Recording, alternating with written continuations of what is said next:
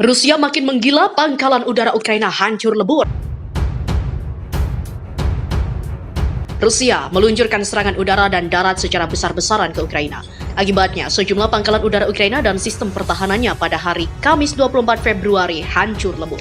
Rusia pun mengklaim serangan tersebut infrastruktur militer di pangkalan udara tentara Ukraina sudah dihancurkan.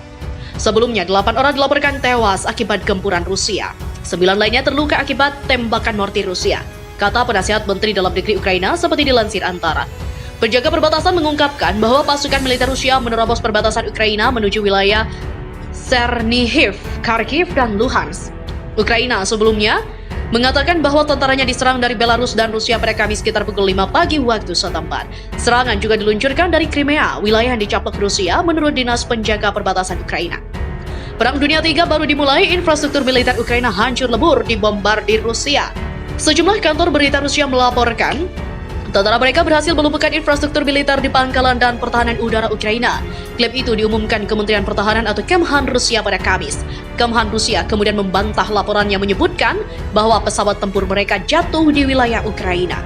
Aset pertahanan udara pasukan bersenjata Ukraina berhasil ditaklukkan. Infrastruktur militer di pangkalan udara pasukan bersenjata Ukraina pun lumpuh. Informasi di media asing mengenai sebuah pesawat Rusia diduga ditembak jatuh adalah tidak benar. Ukraina juga klaim tewaskan 50 tentara Rusia dan hancurkan 4 tank.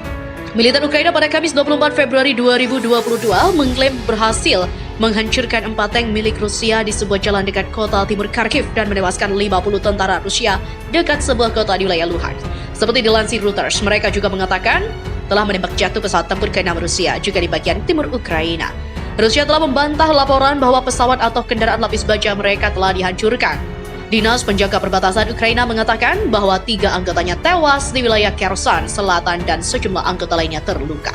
Sebelumnya, kantor Presiden Ukraina mengumumkan bahwa lebih dari 40 tentara Ukraina dan sekitar 10 warga sipil tewas sejauh ini setelah invasi Rusia ke negara itu. Sementara itu, tentara Rusia mengatakan bahwa pasukan separatis yang didukung Moskow di Ukraina Timur sedang maju dan telah memperoleh wilayah.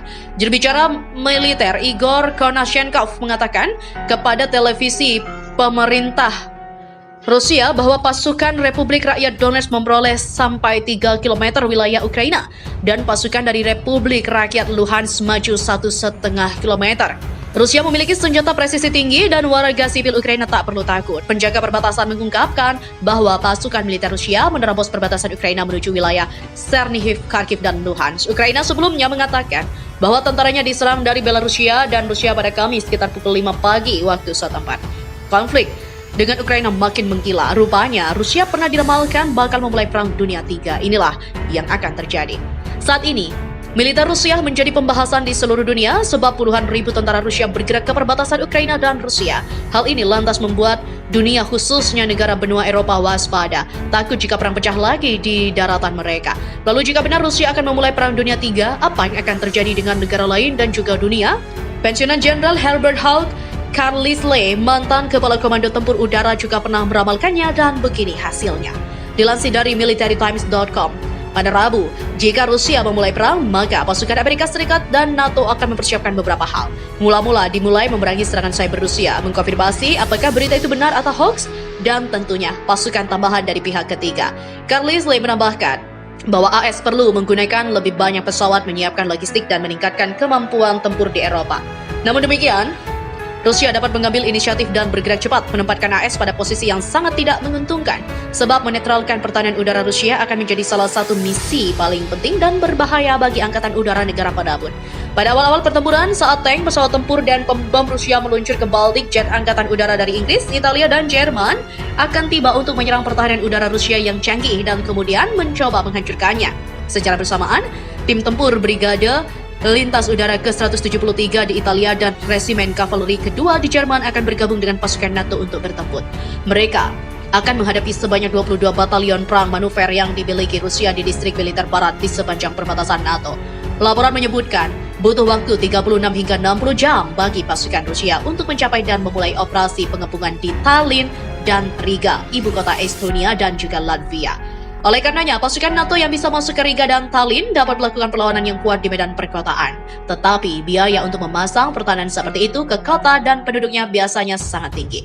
Brigade Lintas Udara ke-173 dari Angkatan Darat AS mengakui bahwa kelemahannya sendiri jika terlibat dalam pertempuran dengan Rusia, di mana komunikasi GPS akan dinonaktifkan dengan mudah dan cepat, memaksa pasukan untuk mengandalkan keterampilan komunikasi radio frekuensi tinggi yang berkarat. Lalu, pasukan NATO, terutama Brigade Lapis Baja di Polandia, harus melintasi koridor Kaliningrad. Pada dasarnya, pasukan NATO akan kewalahan untuk melawan Rusia ini karena pasukan darat AS yang terbiasa dengan dominasi udara dan laut akan menghadapi pasukan Rusia yang dapat berdiri sendiri selama berjam-jam, berhari-hari, dan bahkan berminggu-minggu. Lalu jika Rusia memulai perang, apakah perang akan berlangsung jangka panjang seperti perang di Timur Tengah? Maka, ahli menyebut itu tergantung bagaimana reaksi pasukan NATO dan kemauan strategisnya. Jika tidak, pertempuran bisa meluas, sementara Rusia, mereka akan menunggu bagaimana reaksi NATO terlebih dulu sebelum memulai pertempuran lain. Rusia makin menggila, pangkalan udara Ukraina hancur lebur. Rusia meluncurkan serangan udara dan darat secara besar-besaran ke Ukraina. Akibatnya, sejumlah pangkalan udara Ukraina dan sistem pertahanannya pada hari ini, Kamis 24 Februari, hancur lebur.